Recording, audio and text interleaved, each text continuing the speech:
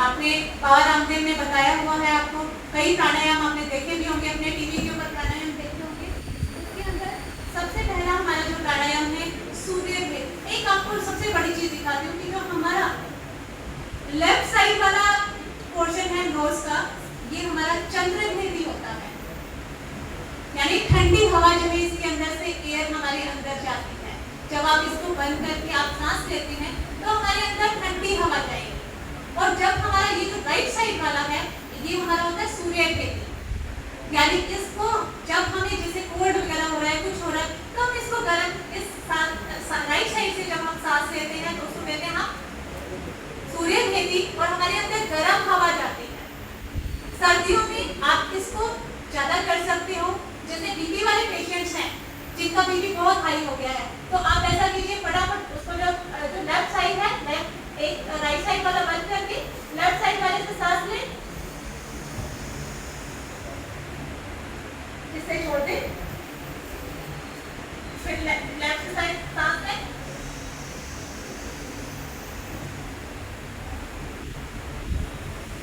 छोड़ दें,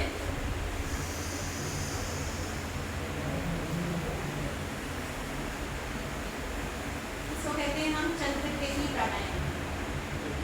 और जिनका बीपी लो रहता है या बहुत ज्यादा ठंड लग रही है आपको सर्दियों में, आपने बाएं नाक को बंद किया और दाएं से यानी राइट नोज से सांस लिया,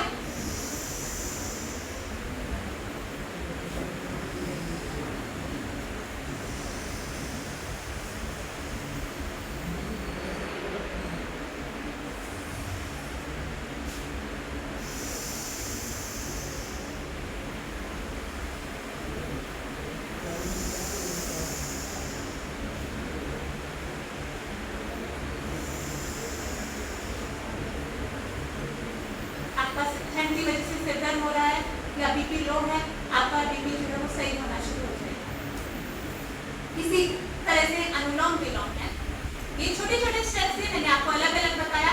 ये जो है हमारा, इसको ईड़ा पिंगला, इसको ईड़ा पिंगला सुषुम्ना, ये तीन पार्ट्स हैं हमारे, ईड़ा पिंगला और सुषुम्ना। सुषुम्ना जो हमारा ध्यान का केंद्र है, जिसे हम थर्ड आई पार्ट भी बोला जाता है, थर्ड आई चक्र भी बोला जाता है जिसको। तो इसके अंदर सबसे पहले हम इसके जब अनुलोम विलोम करते हैं तो अनुलोम विलोम करते हुए हम सबसे पहले सांस भरते हैं हमारे लेफ्ट से,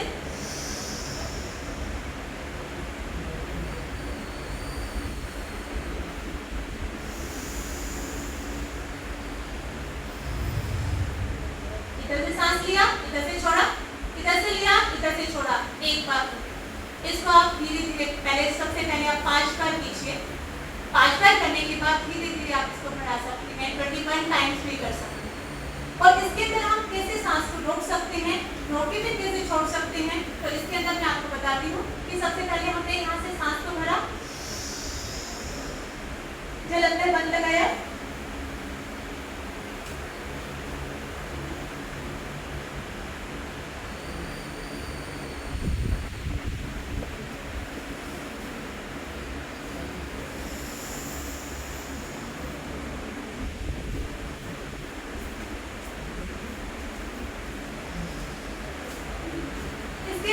चेस्ट जो है ये ऊपर आ गई, पेट अंदर चला जाता। मैंने क्या किया, अपना जो सांस मैंने भरा था वो मैंने मेरे चेस्ट के अंदर रख दिया, ये देखिए,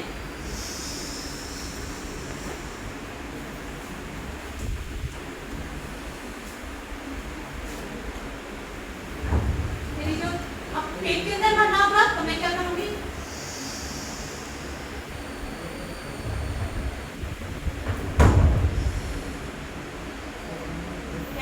मैंने सांस छोड़ा, मेरा पेट अंदर चला, मैंने सांस भरा, मेरा पेट बाहर आ।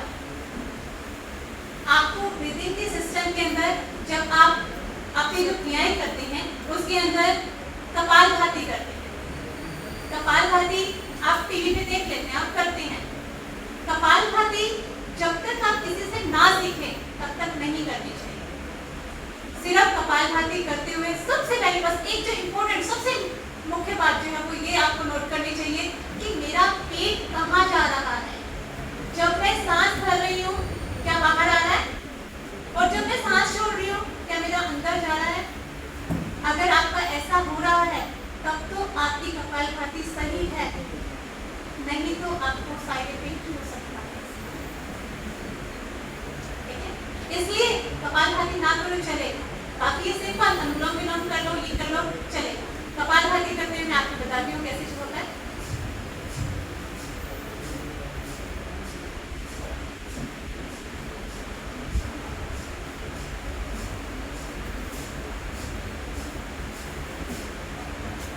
अंदर जाता है बाहर, अंदर जाता है बाहर। अपना हाथ रखिए नीचे,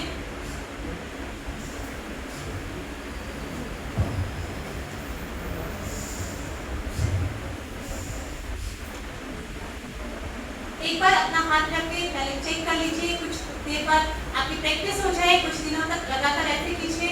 जब प्रैक्टिस हो जाए तब आप इसको नॉर्मल रूप से कीजिए, तो आपकी जो कपालभाति है उसकी बेनिफिट्स आपको मिलने शुरू हो जाएंगे। कई कहते हैं कि हम कपालभाति करते हैं तब भी हमारा पेट पतला नहीं होता, अंदर नहीं जाता। क्यों नहीं जाता? ये इसीलिए नहीं जाता क्योंकि हम उसको रॉन्ग साइड चलना होता है।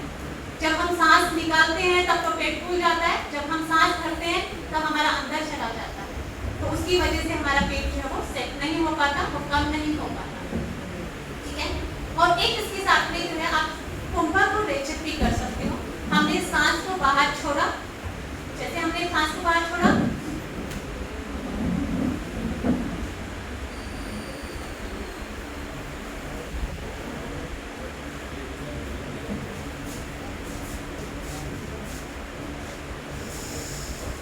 जितनी देर सांस को रोक सकते हो, बाहर जितना देर रोक सकते हो रोको। फिर उसके बाद में अगर आपको पूरा करना है, अंदर भरा सांस को,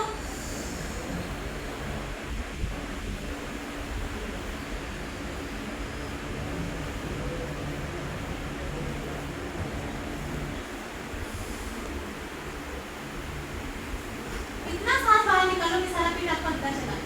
जब भी प्रैक्टिस हो जाएगी 10 बार आप रेचक से करो, 10 बार आप पूरक से करो। जब आप इस तरह से करोगे तो इससे क्या होगा, आपका पेट धीरे धीरे कम होना शुरू हो जाएगा। बस थोड़ी सी चीज का इतना सही है कि हम उसको गलत कर जाते हैं। जब हम सही करते हैं तो उससे हमारा पेट अपने आप ही नॉर्मल होना शुरू हो जाएगा, अंदर जाना शुरू हो जाएगा। आपको खाना कम करने की जरूरत नहीं है, नॉर्मल खाओ जो अपना खाना खा रहे हो। सलाद और जो हमारा सीजन का फल है उसको जरूर खाओ, कम मत करो, लेकिन अपनी एक्सरसाइज छोटी छोटी। आप क्लास में बैठे हुए तो कभी भी कर सकते हो, कहीं खाली बैठे हो तब भी कर सकते हो, इसको तो मोबाइल देख रहे हो तब भी कर सकते हो। ये छोटी छोटी चीजें जो आप करते रहोगे तो इससे क्या है, हमारे अंदर कोई ज्यादा प्रेशर नहीं आएगा और साथ साथ जो है हम स्वस्थ रहेंगे। ठीक है, उसके बाद भी हम आसन करते हैं। आसन में भी मैं पहले आपको बैठने वाले आसन बता देती हूँ क्योंकि बैठने वाले हैं। इसके अंदर हम अपने पैरों की एक्सरसाइज करेंगे। पैरों की एक्सरसाइज पहले बाहर खींचा, हमने अंदर लिया, बाहर खींचा, फिर हमने अंदर लिया।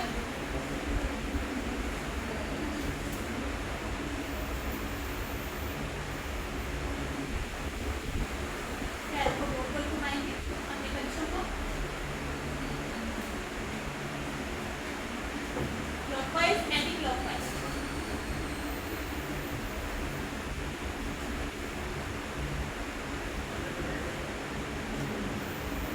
छोड़ दीजिए, उसके बाद धीरे धीरे अपने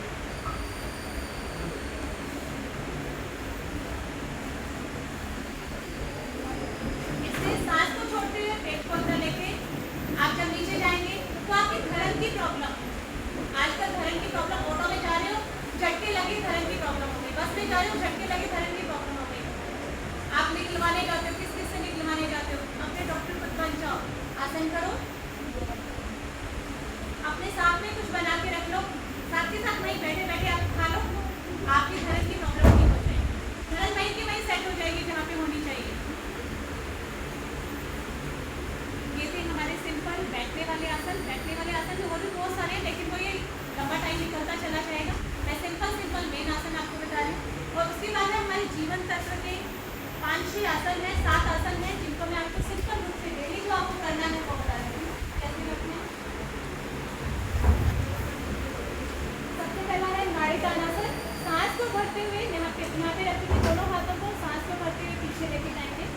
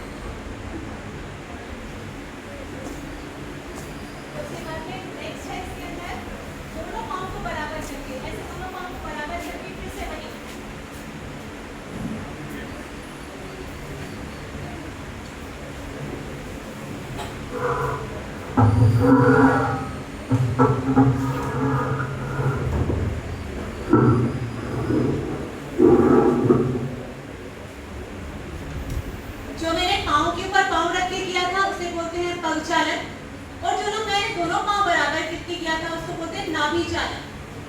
ये आपने मगरमच्छ को देखा होगा, पूरा का पूरा आदमी निगल जाता है, देखा ना, आदमी आया उसे देखा उसको निगल लिया, उसको कैसे हजम करता है, वो यही आसन करता है। उसको देखा होगा उसे उल्टा पलटा होता है और वो पूरा का पूरा आदमी हजम कर जाता है। तो इसी तरह से आप इनको 10 टाइम्स करके शुरू करेंगे, जब 10 टाइम्स से, और उसके बाद इसको 100 तक कर सकते हैं।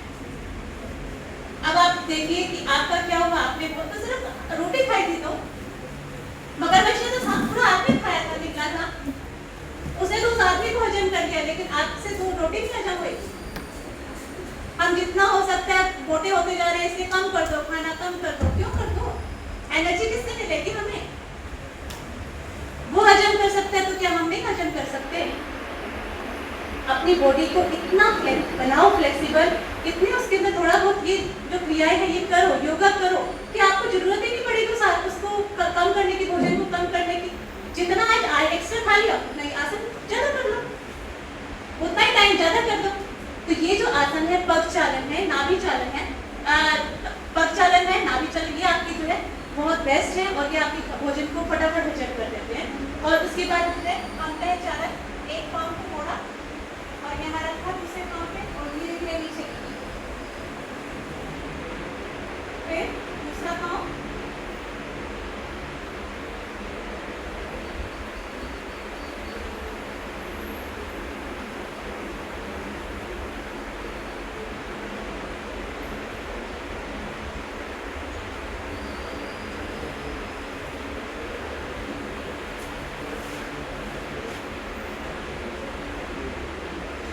धर्म की प्रॉब्लम हो जाती है। रोज हम सोचते हैं कि हमारे पेट में यहाँ पे दर्द हो रहा है, साइंस वाले लोग इस चीज को नहीं मानते, या डॉक्टर लोग भी नहीं मानते इस चीज को, लेकिन अब कुछ कुछ मानने लगी कि हाँ धर्म भी कुछ होती है।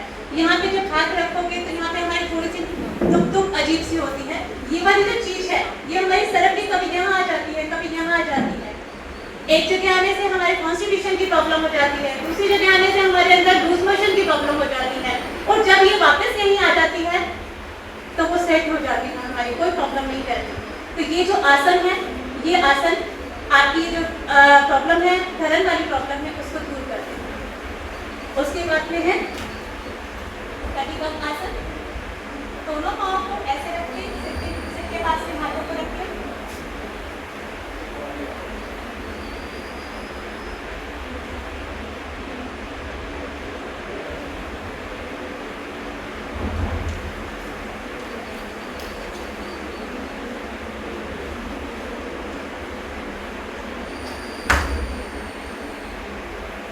इसी के अंदर है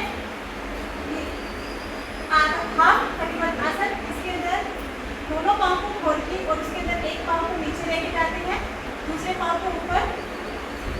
इसके अंदर जो पीरियड्स के अंदर गर्ल्स के पेट में बहुत ज़्यादा दर्द होता है, तो इस तरह से ये वाला आसन करने से बिल्कुल ठीक हो जाता है, कोई दिक्कत नहीं आती।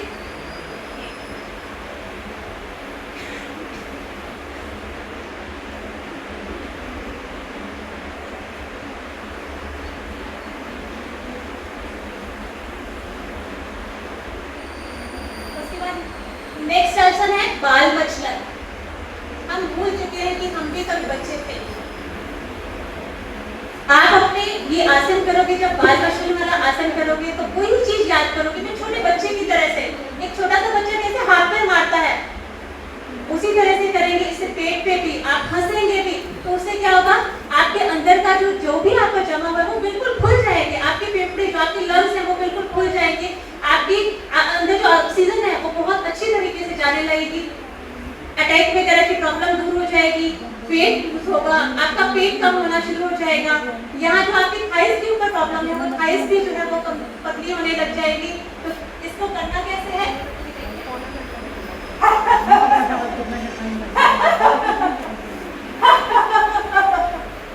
अब इसको मूवमेंट को जो मैंने किया, ये कहाँ आया, यहाँ आया, दूसरा क्या आया, यहाँ आया।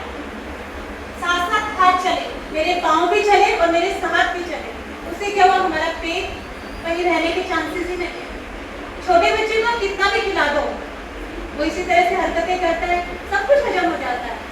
लेकिन हमें क्यों नहीं होता, क्योंकि हमने अपने आप को बड़प्पन का चोला पहना लिया है, हम बड़े हो गए हैं। अपने आप को बड़ा मत बनाओ, अपने आप के अंदर उस बच्चे को खोजते रहो, तब तो स्ट्रेस और डिप्रेशन से बचे रहोगे। नहीं तो पता नहीं कब तक बचपन में ही आपके स्ट्रेस डिप्रेशन आना शुरू हो जाएगा।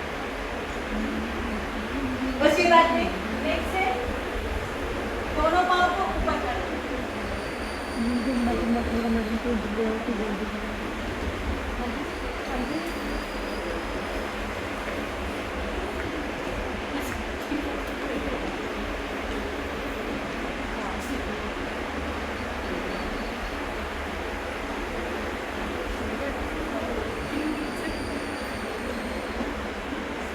मैंने आपको शुरू में ही बताया था कि सीधे खड़े रहने से हमारे जो ब्लड की क्लोट्स हैं वो जगह जगह हमारे बन जाते हैं, क्योंकि हम अपने पैरों को या कभी भी उसको अपोजिट साइड नहीं देते। जब हम इन पाँव को जब दोबारा हम रात को सोते हुए या दिन में एक दो बार ऊपर कर लेते हैं तो ब्लड सर्कुलेशन जो है हमारा अपोजिट हो जाता है। जो क्लोट्स हैं वो धीरे धीरे बनने बंद हो जाते हैं।